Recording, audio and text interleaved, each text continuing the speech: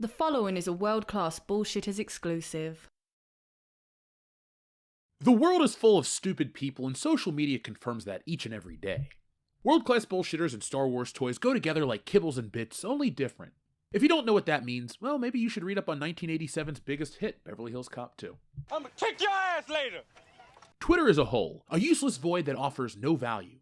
That's why we're there. The other day I posted this image, which really resonated with me. It really resonated with you too, as nearly 3,000 people gave it a like, and had a lot to say about it. Now, I'm not here to make a video to pat myself on the back. A digital file has no arms and legs to do so. It's just a bunch of ones and zeros. Binary, but don't tell some people. For the sensitive type, may I suggest WokeBusters? It's the comic that will help remove their heads out of their asses. WokeBustersComic.com. This image sparked a lot of discussion, which is good. I love a good debate. That's why I'm here. But a debate is not just one-sided. There are two sides to every debate, and now it's my turn to talk. I decided to cover the decline of Star Wars toys when I tripped over a dusty Millennium Falcon in Toys R Us. From there, the rest is history. I traveled from store to store all over, documenting the glut of shit that didn't sell for years. There was always an excuse, a myriad of them. I argue, and will forever argue, that Star Wars toys stopped selling because the movies they were basing the merchandise on were trash.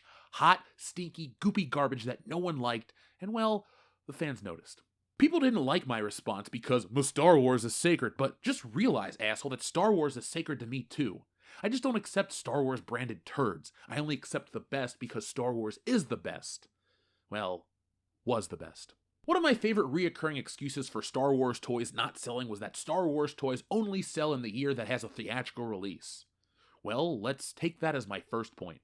1999 and 2019 were both years that featured a Star Wars film in theaters. 1999 gave us The Phantom Menace, 2019 The Rise of Skywalker. One was the return of Star Wars, the other the end. If you would have told me that Star Wars got worse than Jar Jar, Little Orphan Annie, and Whoopi Whoopi, I would have had your ass committed. In 1999, the hype was high. It was the start of a new trilogy. Holy shit, new Star Wars. That hadn't happened in my lifetime. I was there in 99. I didn't really like The Phantom Menace, but I was there. I was also there in 2019 when Star Wars died with The Rise of Skywalker. Well, it died with The Last Jedi, but I digress. That movie was bad in every conceivable way. It was like Palpatine the movie. More ways than one. Dig up something old, shove it into a computer, rise. What was that shit? I digress. But the point I can't get over is Rey Skywalker. What? How does that work? I'm still confused. Can I just walk up to Elon Musk and say, "Hi, I'm Jeff Musk," and collect my inheritance? I wish. He'd probably look at me and tell me to fuck off, much like what audiences told Rey Skywalker, to do. Lazy and bad storytelling creates characters that people hate. The difference between 1999 and 2019 is that the Star Wars brand has deteriorated so much that people just don't care. There wasn't enough hype to necessitate an entire section to Star Wars toys in 2019. There wasn't even a Rise of Skywalker toy line. A first for a Star Wars movie. It wasn't just me noticing it. I did first, but soon publications took note of the problem too, and you had stuff like this popping up. Now, I know you're all frothing at the mouth to talk about the pink elephant in the room, the fact that kids don't play with toys anymore, so why make them? Kids do play with toys, adults too, and I'm not talking about those kind. No matter who's buying them, toys have been on the rise for a while. Back in August, NPD put out a report about the rise of toy sales. For those who don't know, the NPD Group is an American market research company founded in 1966, and it is ranked as the 8th largest market research company in the world. The NPD Group operates in 20 countries across more than 20 industries. They're as authentic as you can get for data, and just a few months ago, they put out this report which read, U.S. toy industry dollar sales increased 19% from January to June 2021, growing $1.7 billion to $11 billion in sales, according to the NPD Group. Unit sales increased 13% during the time period, continuing the reversal in trend from the prior 2 years. Continuing the reversal. I'll be damned. Someone's out there buying toys. More than me. More recently, Mattel and Hasbro have spoken about their increased sales. Toy companies with growth isn't that rare. It's really just a Star Wars sequel trilogy problem. So you're still saying, well, kids don't buy toys. Guess what? Kids aren't Star Wars' main demographic. According to Digiday, the typical Star Wars fan is wealthy, 46-year-old male who loves comics. I looked up other articles that say Star Wars fans are still in their mid-30s, white, with money, love comics and certain type of entertainment.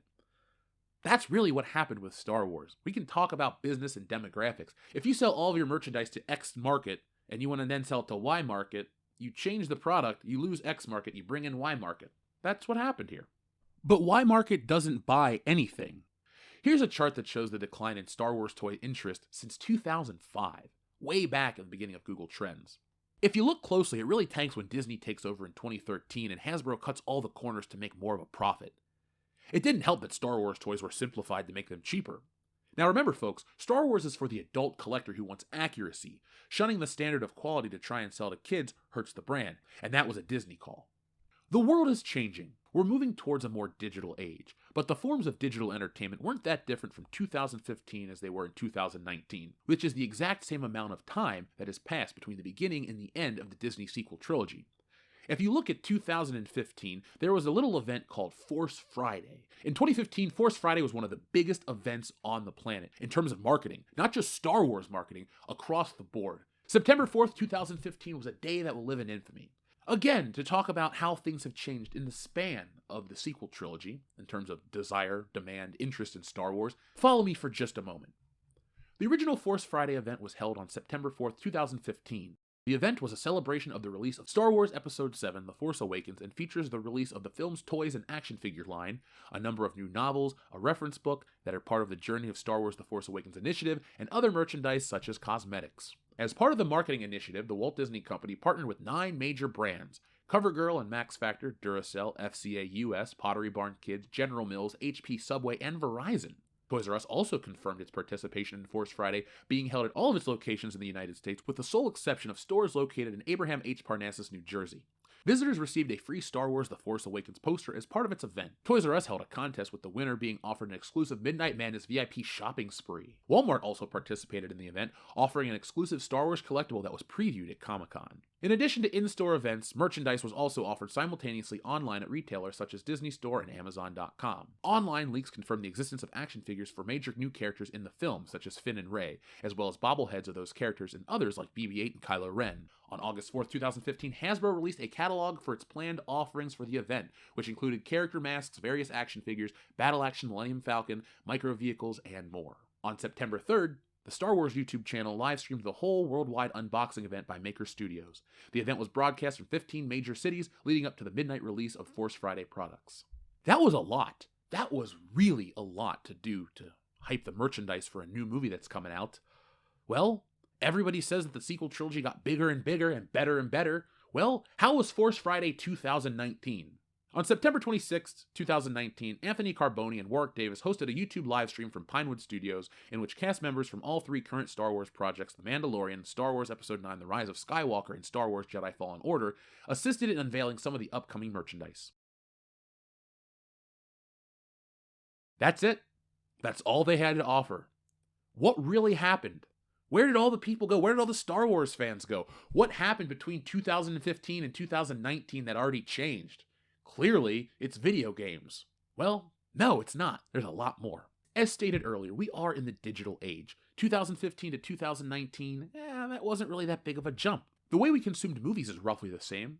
Yeah, there are new streaming services. We had multiple ones before and it was more than Netflix and Hulu. Just because there wasn't Disney Plus, Paramount Plus, NBC-, aka Peacock, doesn't mean that we weren't streaming movies to our phones, tablets, PCs, and gaming consoles, just like we do right now. Video games didn't change that much. The PlayStation 4 was still the dominant console during 2015 and 2019. VR was already established. Cloud streaming for consoles had already launched in 2014 with PlayStation Now, so again, our delivery system and the ways to play haven't changed. One console, the Nintendo Switch, dropped teen, and PCs, they were always a thing. Saying kids stopped playing with Star Wars toys because of video games was one of the most shallow excuses for Star Wars toys not selling. Major technological advancements, new consoles, groundbreaking games, and online play all took place during the Star Wars prequel trilogy, yet those were able to move mountains of merchandise. What happened? Nothing groundbreaking and new caught our attention in the span of the sequel trilogy because nothing new and groundbreaking really came out. What came out to compete with Star Wars during the sequel trilogy? The world shut down for The Force Awakens in 2015, but the returns diminished massively. It, the sequel trilogy, pronouns pal, was such a rush job that people didn't even have enough time to soak in the shit they were sold.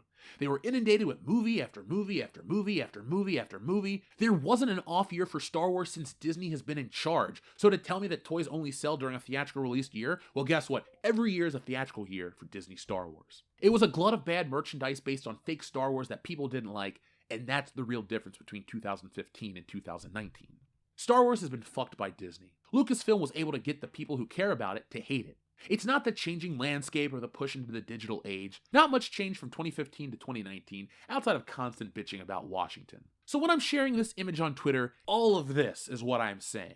It may be distilled into memery, but a picture is worth 1,000 words, and so next time I post something and you got something to say, please do, and I'll give you my 1,000 words.